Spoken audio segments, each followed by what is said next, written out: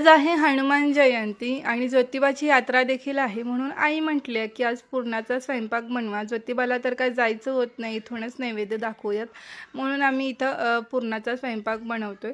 तर इथं मी एका साईडला कुकरमध्ये पाणी ठेवलेलं आहे गरम करण्यासाठी. पाण्याला उकळी आली की त्याच्यामध्ये 2 ते 3 चमचे तेल टाकायचं आणि मग त्याच्यामध्ये ही डाळ टाकायची. हळद हवी असेल तर टाकू शकता, मी काही टाकत नाही कारण आम्ही वर्षभराच्यासाठी जी डाळ स्टोअर करतो त्याला हळद आणि तेल लावून ठेवतो, त्याच्याने डाळ खराब होत नाही.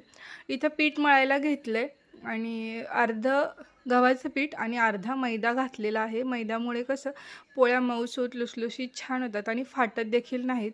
याच्यामध्ये चवीनुसार मीठ, 1 चमचाभर हळद टाकली आहे आणि थोडंसं 3 ते 4 चमचे तेल टाकलेलं आहे. हे सगळं छान मिक्स करायचं आणि मग छान अशी कणिक याची मळून घ्यायची. बघा या पद्धतीने, जास्त सैल देखील नाही आणि जास्त जाड देखील नाही.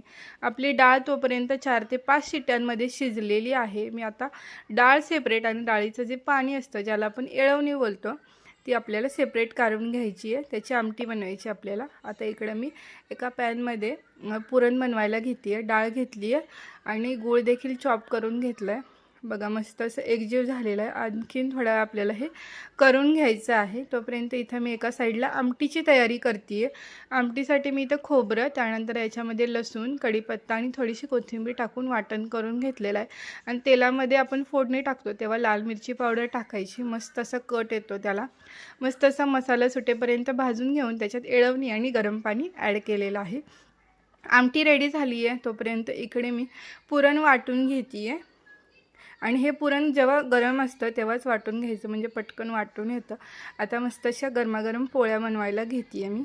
आणि बघा किती सुंदर रंग आलेला आहे, कणकेमध्ये हळद घातलेला आहे म्हणून. आणि मस्त पिवळ्या धमक अशा आपल्या पोळ्या देखील बनवून झालेल्या आहेत. पोळ्या तर झाल्या. आता एका साईडला मी भात लावते आणि एका साईडला पापड भाजून घेते आहे.